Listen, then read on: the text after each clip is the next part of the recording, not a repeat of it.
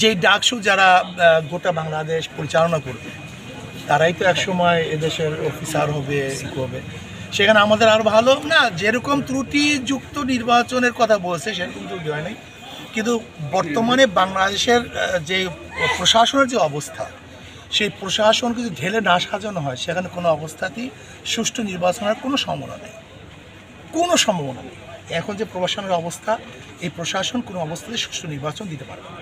আগামী নির্বাচন তো আমরা পিআরের পদ্ধতি নির্বাচন দাবি করে এসেছি এবং আমি মনে করি বাংলাদেশের পিআর পদ্ধতি নির্বাচনের সবচেয়ে নিরাপদ নির্বাচন। এখানে ফ্যাসিস্ট তৈরি হবে না, জাতীয় এক সংসদ গঠন হবে, সব আদর্শের মানুষ সেখানে যেতে পারবে, পেশি শক্তি ব্যবহার করা হবে না, কালো শক্তি সরাসরি হবে না এবং সেন্টার দখল হবে না। কাজে পিআর পদ্ধতি নির্বাচন দিতে এটা বাংলাদেশের নিরাপদ, নাম্বার এক। নাম্বার দুই, আমরা সবাই ইসলামিক দলগুলি আছি সব ঐক্যবদ্ধভাবে ইনশাআল্লাহ নির্বাচন করার চিন্তা ভাবনা করতেছি যে আগামীতে ইনশাআল্লাহ ইসলামের পক্ষে একটা বাক্স দেওয়ার চেষ্টা করবো আর কি আল্লাহ করে ইচ্ছা। আর ডাকসু যে নির্বাচন হয়েছে সেখানে বাম রামের নিপাত হয়েছে এবং ভারতপন্থীরা সেখানে চিরতরে কবর হয়ে গেছে।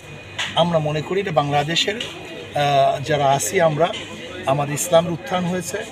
সলিমুল্লাহ রহমতুল্লাহ আলাই মুসলমানদের জন্য ইউনিভার্সিটি করেছিল নিজের অপ্রকৃত জমির মধ্যে, সেই দীর্ঘদিন পর্যন্ত যেখানে আমরা কোর্ট হাসা ছিলাম মুসলমানদেরকে যেখানে ঠিকমতো চলতে দেওয়া হয়নি, মুসলমানরা বুক ফুলে হাঁটতে পারেনি।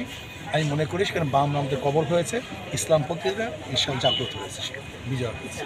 নির্বাচন সম্ভব কিনা জানি না, কিন্তু প্রশাসনের যে অবস্থা যদি সংস্কার না করা হয় এবং প্রশাসনকে ঢেলে সাজানো না হয় তাহলে সম্ভব হলেও বিতর্কিত নির্বাচন হবে, প্রশ্নবিদ্ধ নির্বাচন হবে, এখানে প্রশ্ন কোনো অবস্থাতেই সুন্দর নিরপেক্ষ নির্বাচন উপহার দিতে পারবে না, এতে কোনো সন্দেহ। তাহলে সংস্কার ব্যতীত নির্বাচন সম্ভব না, ঠিক না, এটা হবে।